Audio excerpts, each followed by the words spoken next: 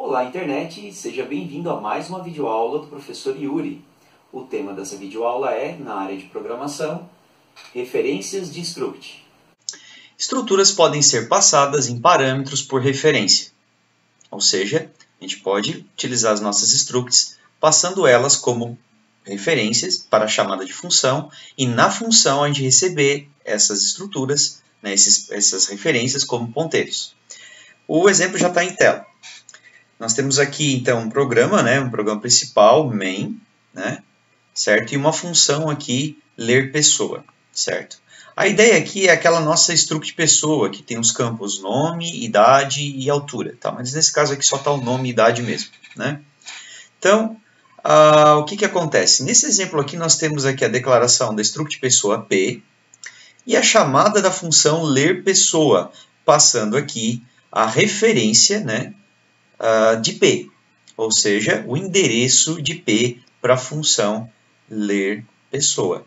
E como é que se chama, né? Como é que se recebe essa referência lá na função ler pessoa? Aquilo que a gente, né, que você já viu em aula anterior, né? Da mesma forma, como é que recebe, né?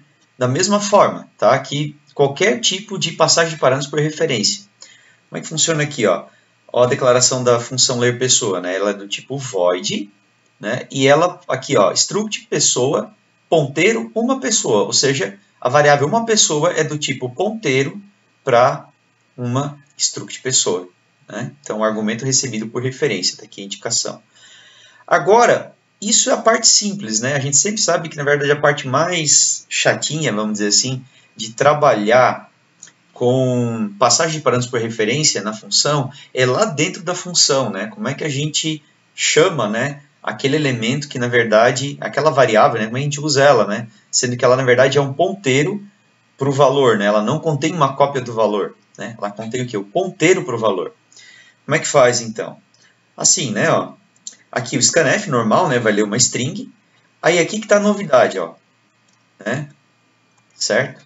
Nós vamos ler o campo nome. Então tá aqui, ponto nome. O que vem antes aqui, ó, né, o que muda. Observe que tem o e-comercial, pelo fato de ser scanf, e observe que tem esse parênteses aqui, né? Por que isso aqui está sendo feito, tá? Porque, na verdade, eu quero o conteúdo, aqui, ó, né, o asterisco, né? Eu quero o conteúdo para a variável, para onde a variável uma pessoa aponta, né? O resultado disso vai dar no parênteses, e daí, né, desse conteúdo eu quero o campo nome. Mesma coisa aqui com a idade, né? Ó, observe, então, o e-comercial do scanf. Temos aqui o campo idade, né? Temos o ponto. E antes do ponto, em vez de nós termos só a variável uma pessoa, nós temos asterisco uma pessoa, e isso tudo está dentro do parênteses. Bom, aqui, pessoal, é uma coisa bastante importante, tá? É comum o estudante também de programação iniciante errar aqui, né, de fazer o quê? De ele esquecer os parênteses, tá? E aí nós vamos ter um pequeno problema aqui. Por quê? Porque, na realidade, o operador ponto, ele tem precedência sobre o operador ponteiro, o operador conteúdo para onde a variável, né, aponta, tá? Que é o asterisco nesse caso aqui.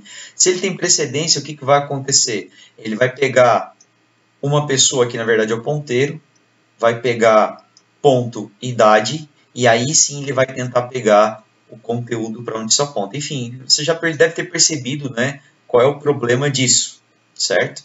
Né? A ordem correta é o quê? Né? Pega-se uma pessoa, que é o endereço para a variável P, nesse caso aqui, né, da execução de ler pessoa aqui. Né? Então, uma pessoa é o endereço para a variável P. Né? Você pega, na verdade, você pega o conteúdo, ou seja, aqui você já conseguiu ir lá e pegar o P, né? Aquele espaço na memória onde o P está, e aí você diz que você quer, na verdade, o campo idade daquela variável P. Né? Peço que você pause esse vídeo agora, copie esse código aqui, você vai ter que colocar aqui, né, o protótipo da função ler pessoa acima, né? Tá? É o único detalhe que não tem nesse exemplo. Tá? Né? Copie o exemplo, execute, teste e depois prossiga com o vídeo. Seguindo, então, né? Quando a gente trabalha com ponteiros para struct, a gente tem aquele problema ali do parênteses, né? Certo? Uma forma de simplificar, tá, aquilo ali que parece ser meio assim fácil de se enganar, né, e de se perder com aquilo ali, é trocar o operador asterisco pelo operador seta. Então, ponteiros para estruturas podem utilizar o operador seta no lugar de, né, o operador conteúdo e ponto, né, que é o operador de mensagem, né, o operador ponto. Tá? Então tá aqui, né, ó, por exemplo, eu tenho uma variável struct pessoa, né, uma variável chamada de uma pessoa, do tipo ponteiro para struct pessoa, né, e eu quero, nesse caso aqui, vamos supor que essa variável foi inicializada, tá, não é o caso aqui, né, mas vamos supor, tá, eu quero fazer a leitura de um dos campos, né, por exemplo, o campo nome do conteúdo para onde essa variável uma pessoa aponta, né, eu posso usar esse formato aqui, né, que é o formato que a gente viu na tela anterior, né, que é o que? Asterisco uma pessoa, isso está dentro do parênteses, daí eu ponho ponto nome, né, ou então eu posso substituir o ponto, os parênteses e o asterisco pela seta. Observe como aqui ficou simples, ó. Ficou o quê? O e-comercial, que é o e-comercial do scanf, necessário para o scanf, né, uma pessoa, seta, nome. Então, isso aqui e isso aqui fazem exatamente a mesma coisa. Tá? Você pode optar tanto por isso quanto por isso. Cá entre nós, a minha sugestão, usa a segunda de baixo, o operador seta, tá? Nesse caso aqui, que fica bem mais fácil. Tá? Você não vai se perder. Só, então, né, como é que fica? Você vai usar o ponto, né, nos exemplos das videoaulas anteriores, né, sempre o ponto quando for uma variável mesmo, uma variável struct, né? E você pode usar o seta quando ele não é uma struct, mas ele é um ponteiro para uma struct, tá? Então, só não pode daí se enganar com isso, né? Tá? Aqui, como uma pessoa é um ponteiro, no caso aqui, em vez de ser ponto, é o operador seta. Né? Volte no exemplo anterior, tá? Eu vou botar ele aqui na tela novamente, tá? Esse exemplo que você acabou de fazer aí, né? De copiar e executar, né? Por favor, substitua essas operações aqui, ó, né, com asterisco e parênteses, pelo operador seta.